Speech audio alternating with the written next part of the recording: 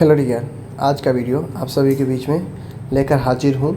और आपको पता है कि 1 से लेकर 100 तक मैं जो है आप सभी को दे रखा हूँ। जी हाँ, 1 से लेकर 100 तक मिडवाइफरी गायनेकोलॉजी में तो दे दिया हूँ।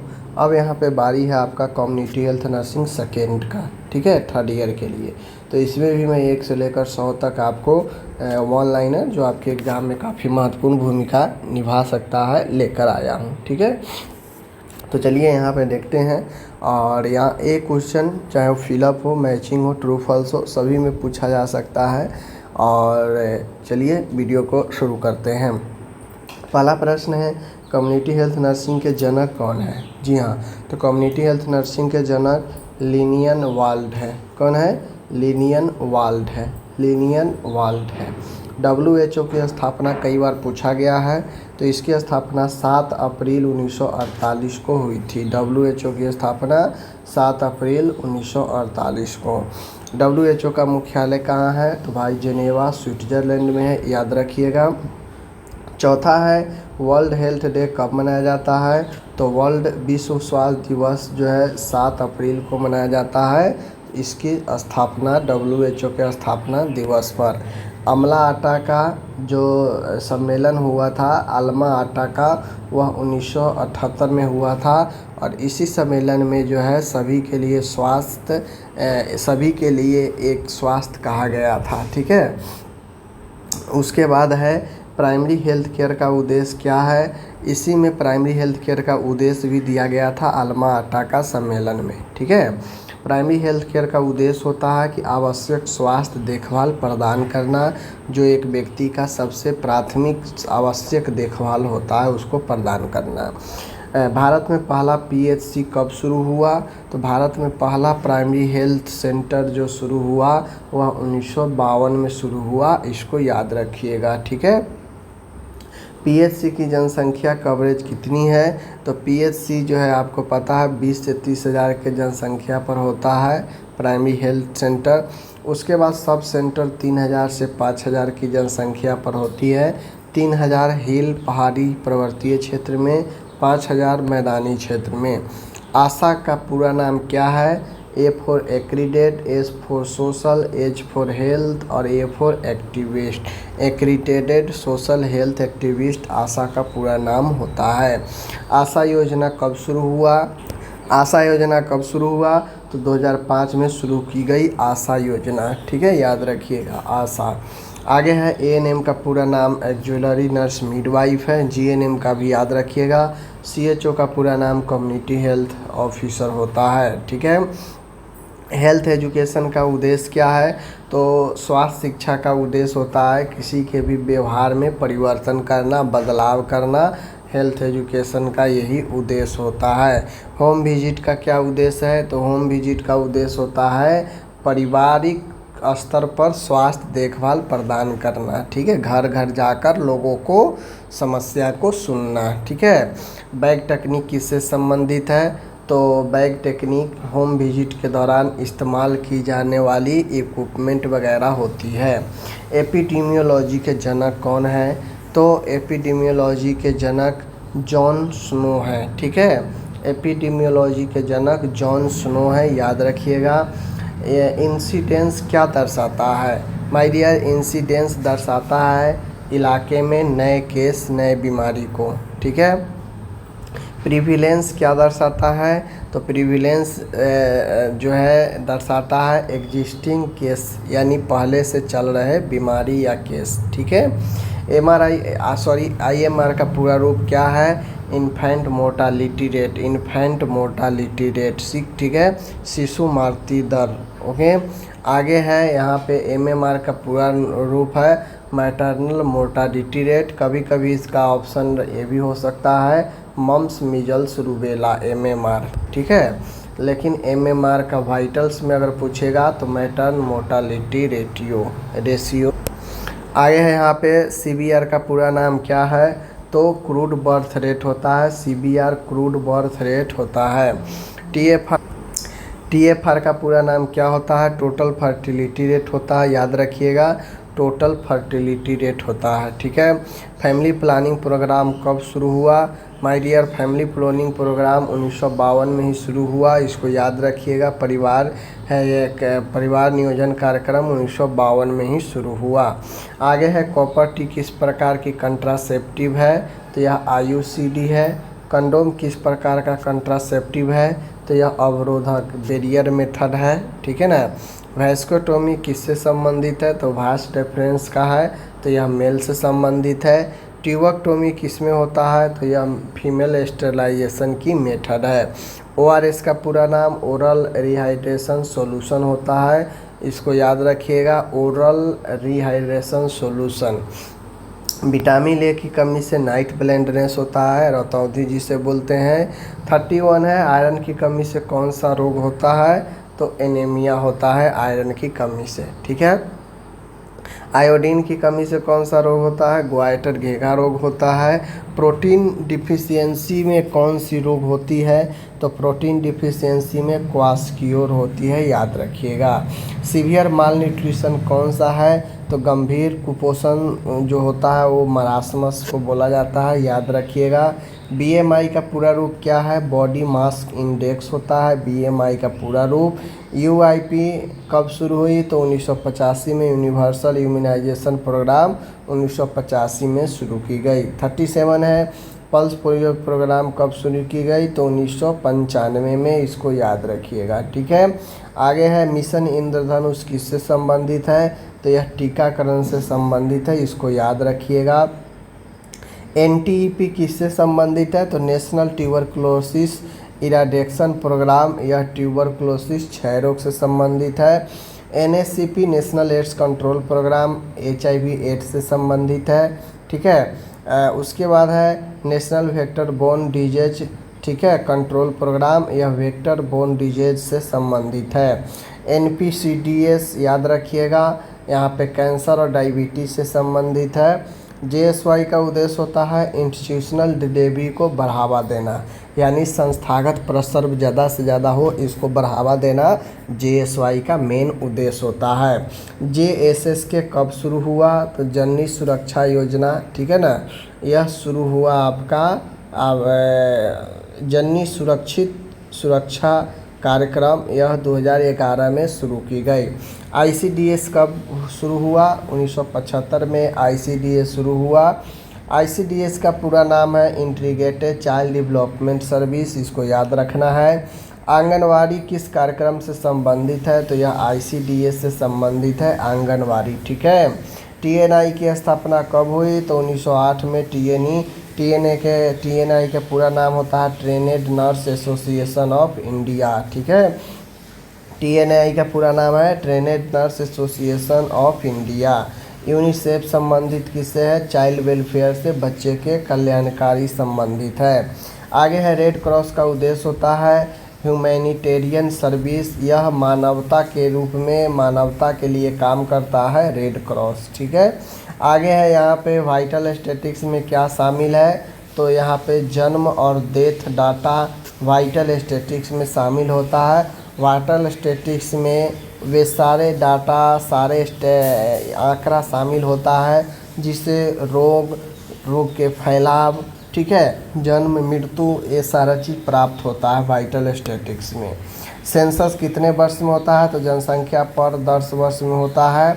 सर्विलांस का अर्थ क्या है भाई, तो सर्विलांस का अर्थ होता है डिजीज मॉनिटरिंग करना। चूँकि हम कम्युनिटी हेल्थ पढ़ रहे हैं, हमें पुलिस वाला सर्विलांस नहीं देख रहे हैं, हम यहाँ पे कम्युनिटी हेल्थ में देख रहे हैं। तो कम्युनिटी हेल्थ में सर्विलांस का मतलब होता है बीमारी पर निगरानी करना, डिजीज मॉनिटरिंग, ठीक है। स्क्रीनिंग का उद्देश्य क्या है, तो स्क्रीनिंग का उद्देश्य यही होता है कि अर्ली डिटेक्शन, यानी कोई भी बीमारी को पहले ही पहचान लिया जाए स्क्रीनिंग के जरिए। रिहेबिलिटेशन का उद्देश्य होता है कि फंक्शनल रिकवरी, जो कार्य करने की क्षमता है उसको लोगों को प्रदान किया जाए। क्वारंटाइन किस पर लागू होता है, हेल्दी कॉन्टैक्ट्स पर, तो क्वारंटाइन किस पर लागू होता है, हेल्दी कॉन्टैक्ट्स पर, ठीक है। आइसोलेशन किसके लिए होता है, इन्फेक्टेड पर्सन के लिए आइसोलेशन होता है। सेफ वाटर का लाभ क्या है भाई, तो सुरक्षित पानी का लाभ है कि बीमारी को रोकथाम करेगा ये, ठीक है।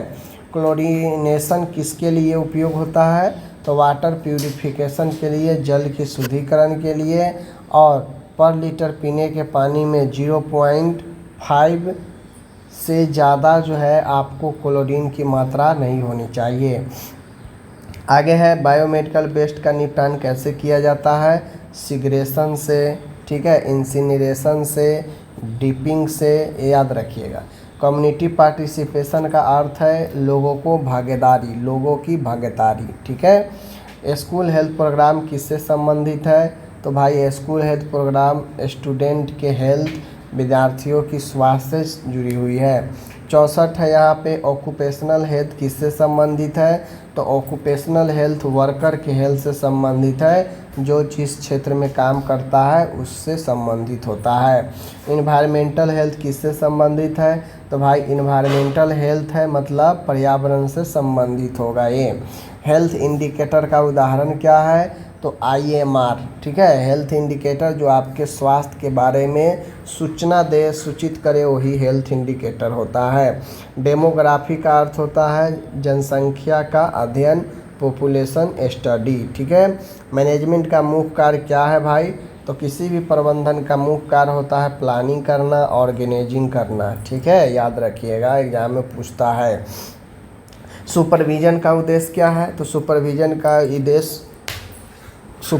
का उद्देश्य होता है क्वालिटी इम्प्रूवमेंट करना, हर एक कामों को सुपरविजन करके क्वालिटी को इम्प्रूव करना, ठीक है। आगे है रिकॉर्डिंग का उद्देश्य होता है इन्फॉर्मेशन को मेंटेन करना, यही इसका उद्देश्य होता है, तभी रिकॉर्डिंग हर एक चीज़ को रखा जाता है रिकॉर्ड करके, ताकि जो सूचना है उसको मेंटेन किया जाए।